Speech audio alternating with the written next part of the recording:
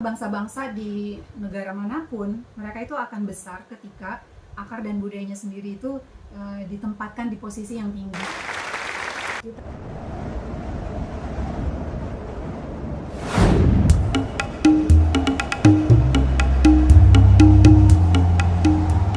Halo semuanya, Hai. ketemu lagi di Perempuan Hidup Merdeka bersama perempuan-perempuan yang merdeka. kita udah ngomongin tentang Teh Nisa, ceritanya di bagian 1 kemarin. Sekarang kita mau ngomongin bagian 2-nya tentang apa nih, Pop? Ini. Nanti di zoom lagi aja ya, dikasih lagi ya. Buku Puber Beragama di Negeriku. Karangan Chairunisa. Siapakah Chairunisa? Karangan Kanisa Alwis. So, Kak, kenapa bikin buku ini nih? Bukunya keren, simple dan ringan sebenarnya. Ya, thank you. Ini waktu itu di toko Gramedia ya. Ketika menulis ini sebetulnya kayak refleksi sehari-hari sih. Pas bulan puasa kayak ada waktu jeda gitu kan. Aku memanfaatkan untuk nulis setiap hari satu tulisan yang itu refleksi. Oke. Fenomenologi kalau kata Buya Syakur. Oke. Ya, jadi kita melakukan refleksi terhadap fenomena yang terjadi, dan di situ ada kritisisme bahwa kekhawatiran kita itu punya alasan. Nah, kalau kita di dalam agama itu kan diminta untuk selalu menunjukkan ayat, dalil. Nah, sebetulnya fakta-fakta dalam kehidupan nyata itu adalah juga dalil, ayat yang paling nyata terbentang di kehidupan kita. Masalahnya kita mampu nggak untuk mengambil pelajaran dari Apa yang terjadi? kenyataan ini. Kenyataan. Iya. Nah, Oke. Itu ya. tulisannya, jadi itu adalah tulisan yang dibuat tiap hari selama 1 bulan itu ya? Ya, 1 bulan lebih. Jadi setelah bulan puasa ada beberapa lagi. Wow. Intinya sih ya kritisisme tentang kehidupan sosial budaya kita yang agak-agak gimana ya, tercerabut ya, berubah, Tercerabut dari akar. shift. Yes, kayak mulai akar budaya kita sendiri tuh semakin termarginalkan karena ada dominasi budaya baru yang mohon maaf untuk mengatakan banyak serba ke Arab-Araban jadinya gitu. Padahal sebenarnya mereka tuh harusnya bisa masuk tapi sejajar, atau budaya kita harusnya tetap budaya kita sendiri sih, Tenisa? Kalau dari kacamatanya Tenisa?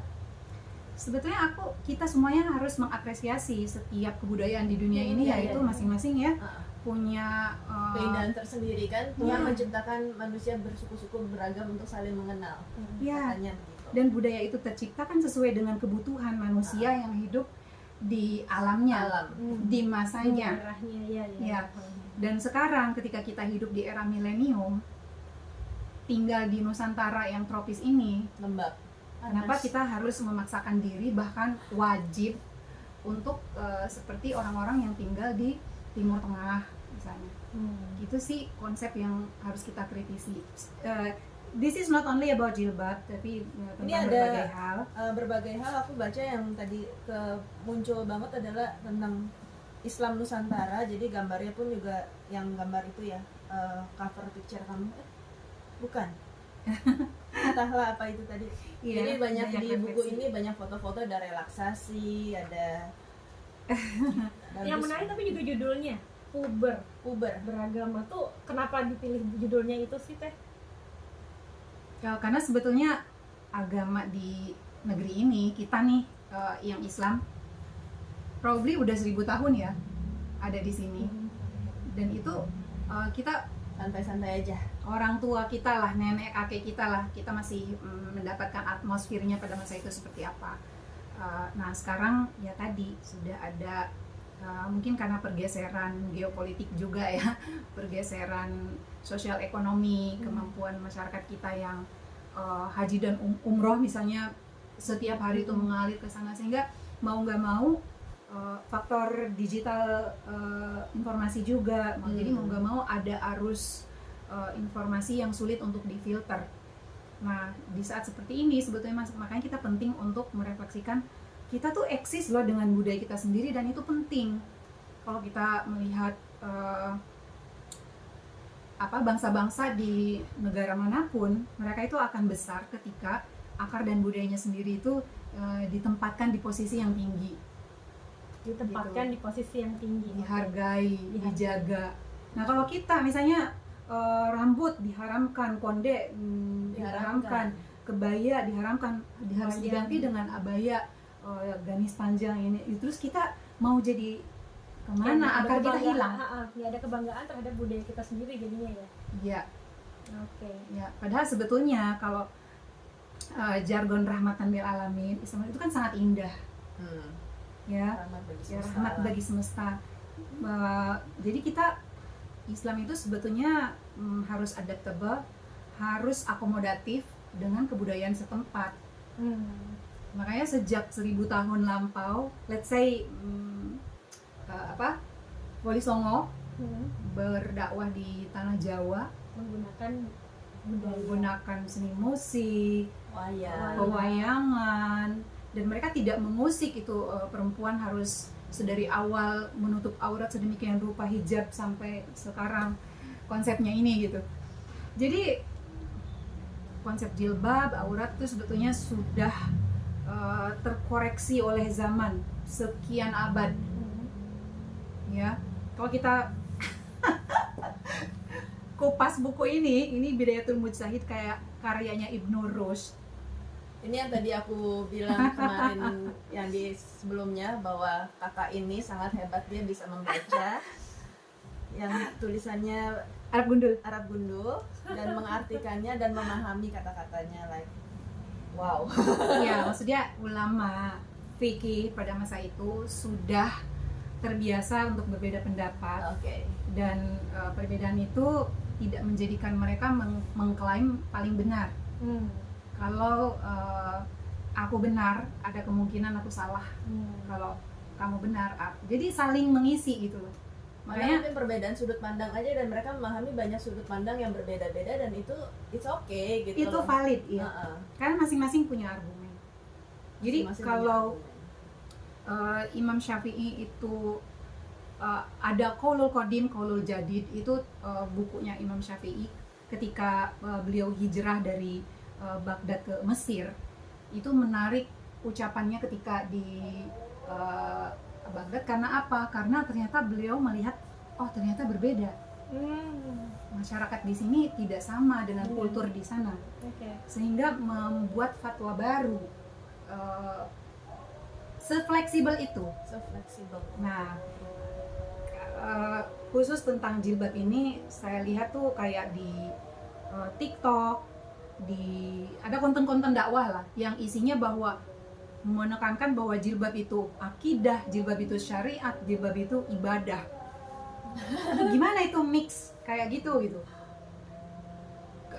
Kalau akidah itu usuliyah, itu udah paten, itu nggak bisa diapa-apain misalnya ya. Itu kaitannya, kalau akidah itu usuliyah itu rukun iman. Ya, kalaupun ada ikhtilaf itu dalam ilmu kalam, nanti ada perbedaan mazhab juga di situ, tapi bukan mazhab fikih, tapi mazhab pemikiran. Nah, kalau aurat, jilbab itu sama kayak di sini toharoh, ya itu syariat. Jadi makanya dia khilafiyah, debatable, gitu loh. Jadi kalau ada orang jilbab wajib, no debat. Nah itu kalau santri-santri harusnya ketawa sendiri, itu dari mana asalnya? Karena kalau yang tertulis tadi kita baca pas ketika sholat kan ya. Iya, ulama kita kan sejak dahulu itu bersepakat. Makanya kita punya konsep mukena. Ya, Indonesia tuh punya konsep mukena. Di negara lain malah nggak ada. Karena kearifan, tutuplah aurat dengan sempurna ketika sholat. Tapi di luar itu silahkan, kalian semua tahu lah yang nyaman seperti apa udah tahu lah ya. Iya, yang sopan, yang nyaman, yang indah, yang proper, yang praktis. Jadi berpakaian itu nggak ribet lah dalam Islam. Tapi kalau sekarang dibikin rigid, gitu. Kalau sekarang dibikin sebegitu ketat, bahkan kayak masuk dalam isu politik. Kalau di Iran itu kan udah ada diwajibkan. Mungkin kayak di Aceh juga sekarang udah ada polisi syariah segala. Itu ngeri juga sih dampaknya. Jadi ya nggak kompatibel dengan kebutuhan manusia. Dampaknya adalah akan ada orang-orang yang merasa tertekan, dan kalau udah ditekan itu mantul. Dia mungkin akan Ada dua kemungkinan, ditekan mantul atau ditekan hancur. Itu yang kita juga tidak ingin terjadi untuk Indonesia. Dua-duanya nggak ingin kayak gitu. Jadi Indonesia emas bukan Indonesia cemas. Ya, saya sih berharap beragama itu, di pesan dari buku ini ya, sebetulnya beragama itu kan harus pakai akal. Ya. Jadi kita membutuhkan kekuatan Tuhan gitu ya untuk menopang hidup kita yang mungkin kadang susah, kadang banyak masalah, kita butuh berdoa.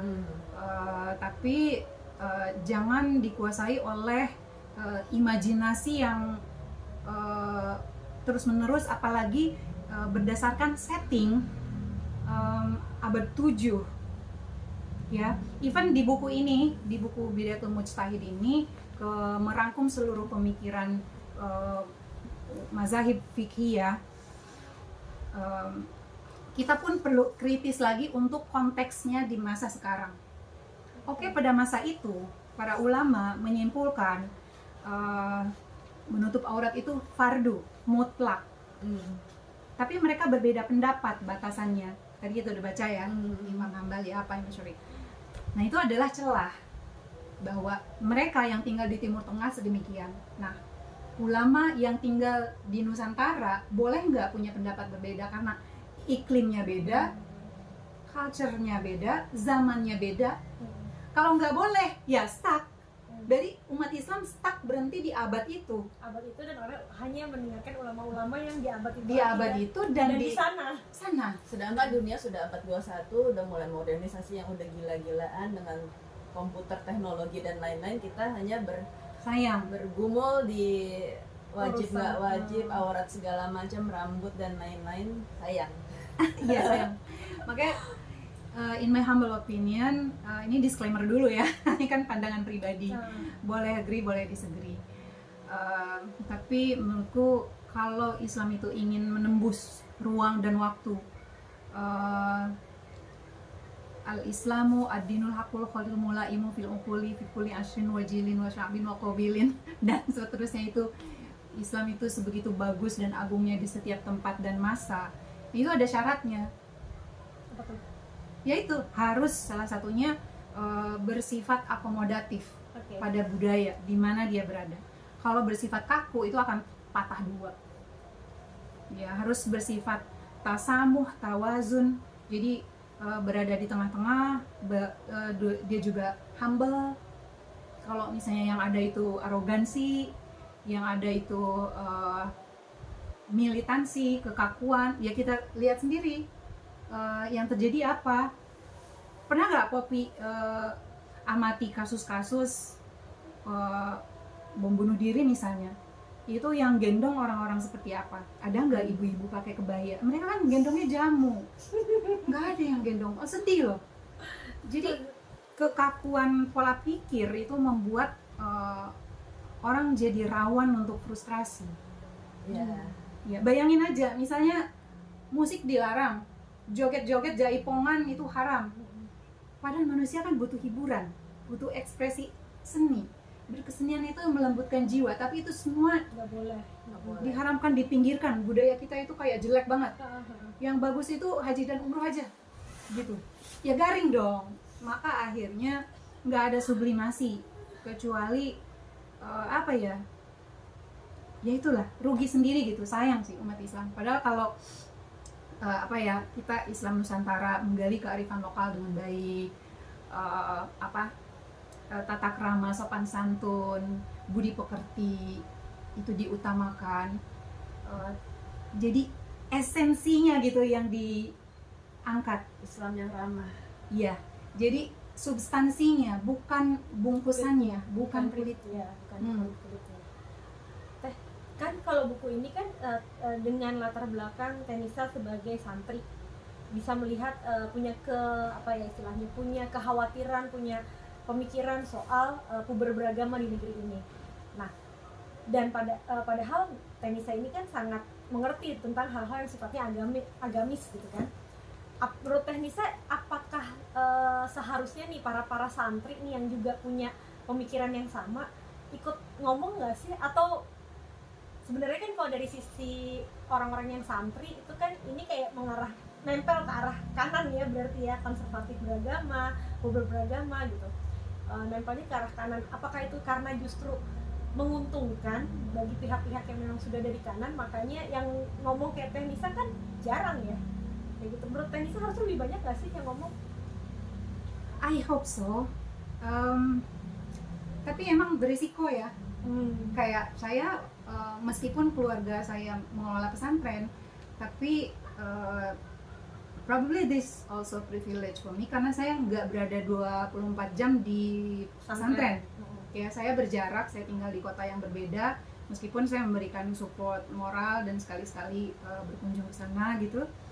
Tapi kalau 24 jam berdiam di sana, memang saya membayangkan agak sulit juga untuk bisa mengekspresikan sebebas ini karena tuntutan sosial masyarakat kita itu sudah tergiring ya, stereotip bahwa Islam yang benar ya, Islam yang mereka anggap kafah itu adalah yang misalnya seperti ini ya, gitu. yang perempuannya itu auratnya bla bla bla.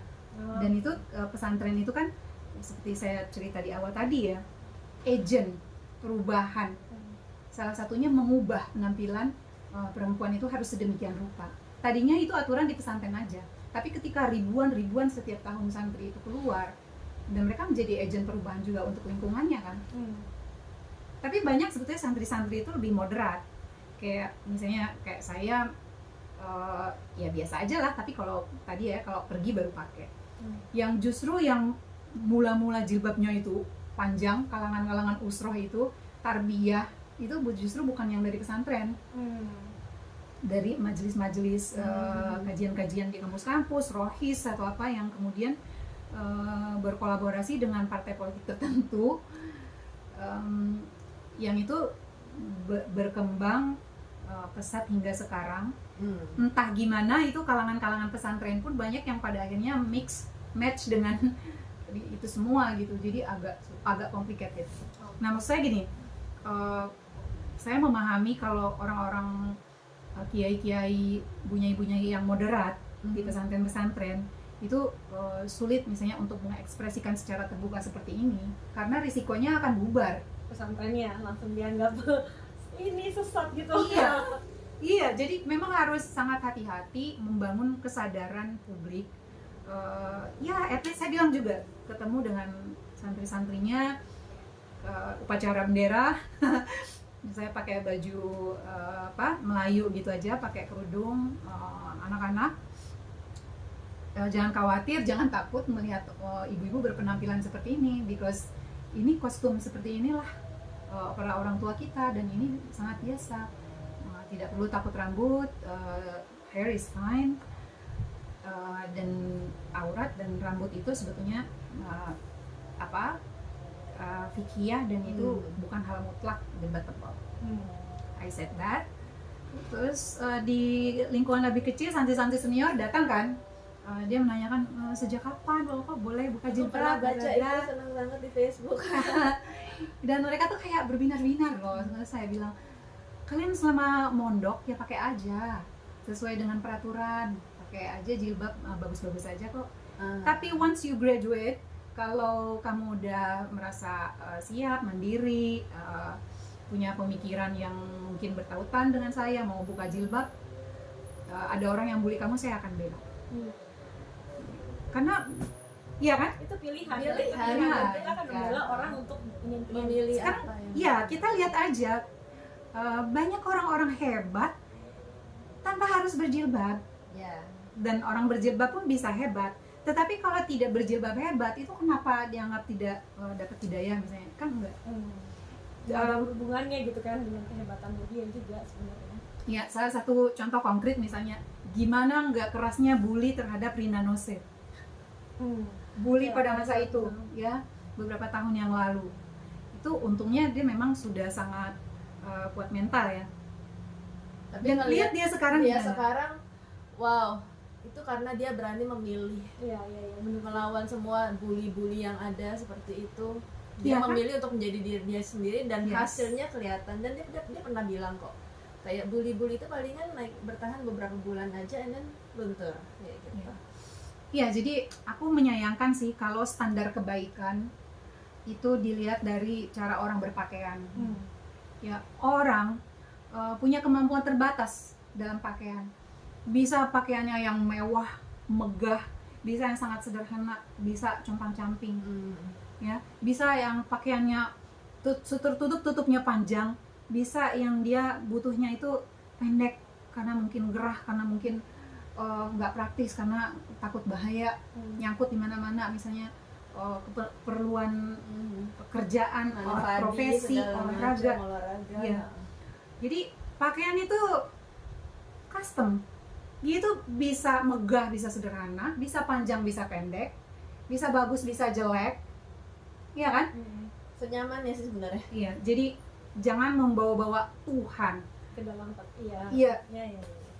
Jadi kayak menurutku ini yang lebih realistis ketika kita beragama dengan rileks gitu. Aku suka quote Kanisa, Tuhan itu sangat besar membahas tata surya, Bukan bukan? tata busana manusia. Itu nangkep di kepala. Iya. Kak, aku penasaran dengan buku ini. Jadi aku dengar temanku itu, beberapa teman kayak sering menyebut buku ini beragama sebagai pembangkit semangat mereka untuk berani memilih apa yang ingin mereka pilih. Kalau jadi sekarang pengen dengar dari Kanisa sendiri, banyak nggak sih yang curhat seperti itu ya, berterima kasih, thank you loh ada bukunya gini. Oh ya, banyak kali. Iya kok. Gimana? Saya merasa energi yang positif karena banyak yang menyambut buku ini, dalam artian kita sama-sama lah sebetulnya melakukan refleksi atas apa yang terjadi, dan kita semuanya kan ingin perubahan ke arah yang lebih baik. It's okay, kita pernah ada masa berjilbab sedemikian kuatnya, been there, aku juga seperti itu. Dan sampai sekarang pun sahabat-sahabat aku, keluarga aku, mereka banyak yang setia dengan berjilbab, dan mereka itu sangat baik, menyenangkan, asik, sopan, toleran. It's fine. Ya menurutku kalau jilbab itu bagus. Tetapi kalau di antara teman kita, keluarga, sahabat, guru, murid, siapapun lah yang memiliki kegelisahan, mungkin kayaknya gue pengen escape dari ini deh gitu, bisa nggak ya? Iya bisa. Pilihan. You're fine, ya, karena you're not alone. Ada banyak orang-orang yang akhirnya menemukan kebahagiaan dengan caranya tanpa harus dikejar-kejar imajinasi dosa. Karena kan konsepnya itu kan, sehelai rambut membawa ke neraka gitu. Dan itu ternyata hadis palsu. Cuma di Indonesia doang sih, karena aku ngeliat di video-video lama atau di Iran segala macam, mereka wajib berkerudung. Iya, tapi rambutnya kemana-mana.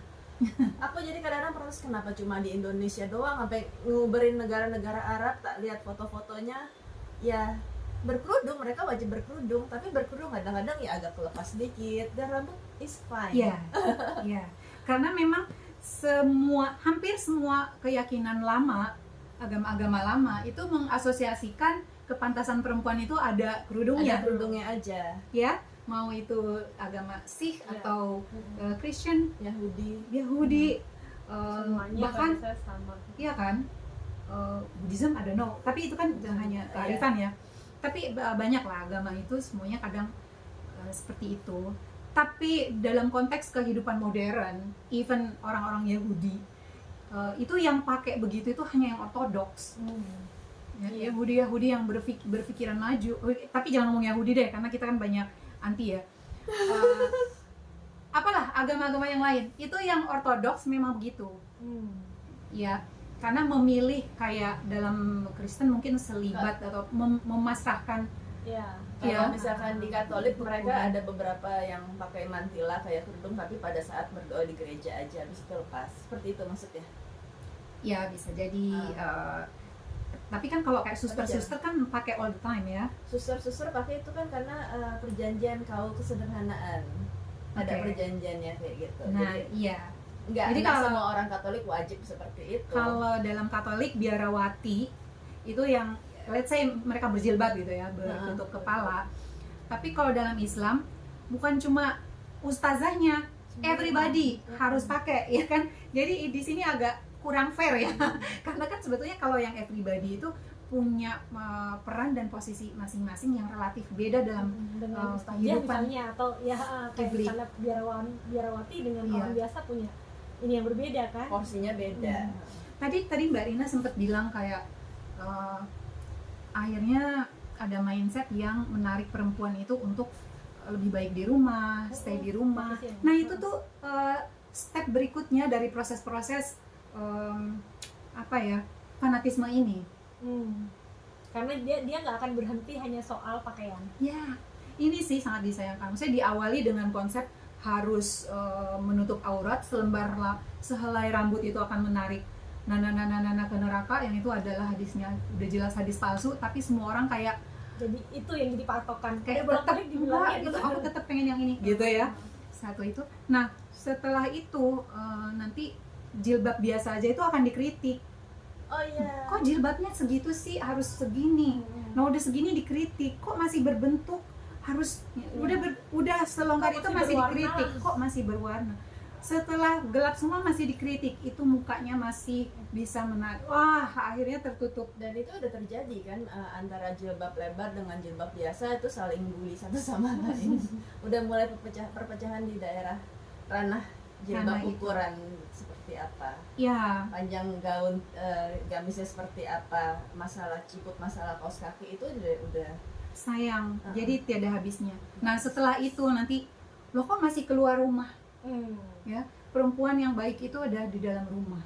Bahkan ada yang akhirnya menikah dini tanpa sekolah atas.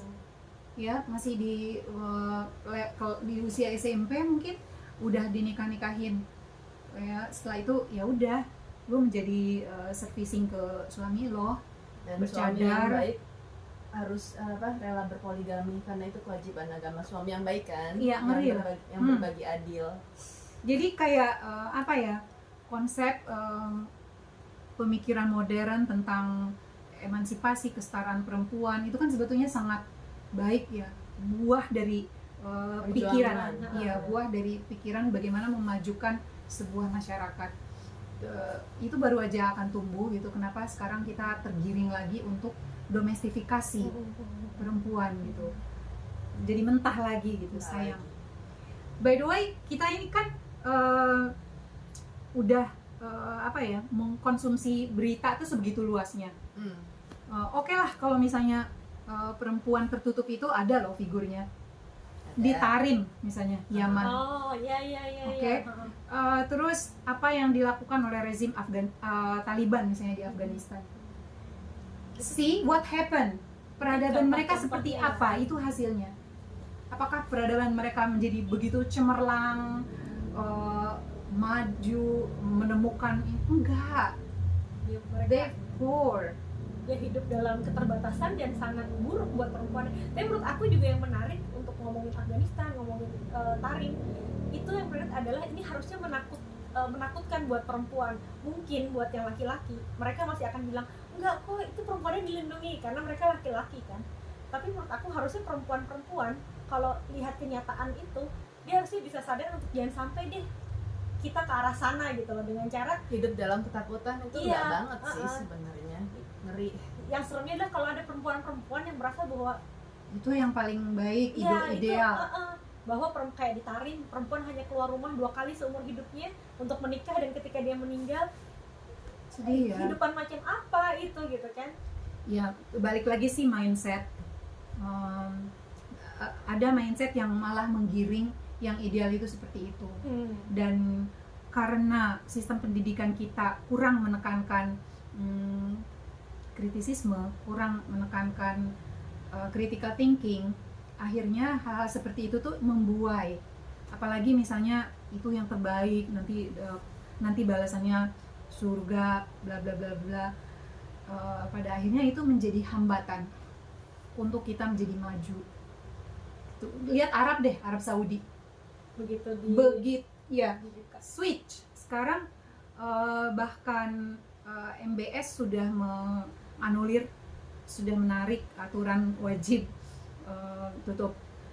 wajib berabaya dan berhijab kepada masyarakatnya gitu. Itu artinya apa? Apakah dia merelakan, hai bangsaku, nggak apa-apa ya kalian di sana masuk neraka? Kan nggak kayak gitu loh. Tapi udah terbit kesadaran bahwa ada syarat. Kalau kita ingin menjadi bangsa yang maju di era yang sangat kompetitif ini, perempuannya harus diberdayakan. Karena emang kan yang namanya satu komunitas itu paling nggak 50-50 laki-laki dan perempuan. Nggak bisa kita pengen jadi satu komunitas, satu negara yang maju kalau 50%-nya itu dimundurkan. Ya pasti kalah lah sama yang 100% maju. Itu udah pasti lah ya. Kita cuma 50% kayak gitu kan. Jadi kemana-mana berat. Mbak Rina semangat. Popi. Kayak jalan kita ya masih panjang, tapi sebetulnya ada banyak sih hal-hal yang menyenangkan ya, karena kita ngelihat perubahan terjadi. ya banyak orang-orang mulai menyadari hal ini. Dan kita makin terkoneksi dengan orang, kan kita kenalnya juga baru-baru nih. Tapi ternyata pemikiran kayak sombong. Tapi maksudnya pemikiran yang sama itu bakal ketemu juga nanti sama orang-orang yang dengan pemikiran yang sama, dan makin mudah-mudahan makin lama makin banyak kayak gitu. Dan kita saling berkenalan, saling bersuara gini kan juga menjadi undangan. Ada pilihan lain loh yang bisa menyenangkan seperti itu. Seru. Apa yang bisa kita mainkan di sini? Yang jelas memang again aku bicara kepada orang yang mungkin menginginkan perubahan gitu. Satu, bahwa butuh kemauan. Dua, butuh pengetahuan. Ketiga, butuh keberanian. Harus ada kemauan dulu. Kalau misalnya nggak mau berubah ya udah, it's okay. Terus kedua, ya harus ada pengetahuan, argumennya apa, benar nggak sih pilihan gua misalnya berubah. Yang ketiga, setelah dua-duanya itu, lu harus berani karena melawan arus nih, gitu. Nah, keberanian ini juga bisa kita cari apa ya yang membuat kita berani. Let's say misalnya kita butuh support system. Support system orang, tempat kita bicara, buku tempat kita baca, atau komunitas yang positif untuk mensupport kita dalam perubahan yang tidak mudah ini gitu. Mau ilmu berani. Mau, iya. Ya kan? Mau ilmu terus Kemauan, pengetahuan, keberanian. Benar. Tapi ketika emang benar-benar memilih, akan ada jalan dimudahkan kok, ya kan? Iya, dimudahkan. Dimudahkan. Sip ya, berarti yang bahasan kedua nih tentang bukunya, thank you banget Tenisa, kita udah bahas bukunya. Iya, yang mau buku ini kayaknya di Diiklanin lagi aja, e-commerce silakan. juga ada, tinggal cari aja Puber Beragama. Puber Beragama judulnya. Aku sengaja membuatnya lebih ringan, dibaca, jadi ya buat ngopi temen ngopi. Minum teh. Thank you banget. Apalagi Pop? Enggak, Oh, aku mau ini. kasih lihat yang tadi nggak ketemu-temu. Ini gambarnya Kak Nisa pakai kerudung. Iya ya. Iya. Iya, aku pakai kerudung ada konteksnya sih, Po. Sekarang pun kalau misalnya ke suasana pengajian keluarga atau apa ya, kita berkerudung. Papan lah ya, sesuai sama konteksnya. Iya. Tapi aku suka Kalau loh. lagi umroh gitu ya pakai mukena, lagi sholat kan kita pakai mukena. Tapi kalau lagi ngobrol-ngobrol kayak gini, ngopi-ngopi ya Ya. senyamannya kita ya. Nyamannya aja. Oke, Apa makasih tadi? banyak. Tapi apa? Nggak ada. Tapi nggak ada tapi. Kayaknya udah dulu. Nanti kapan-kapan kita ngobrol lagi. Ntar mau lanjut lagi? Boleh, gampang. Udah 3. Udah, terima kasih semuanya udah nonton. Senang banget di sini loh, homey banget ini tempat podcastnya. Thank you, Anissa. Thank you. Dadah semuanya, terima kasih. Sampai jumpa lagi. Assalamualaikum. Waalaikumsalam.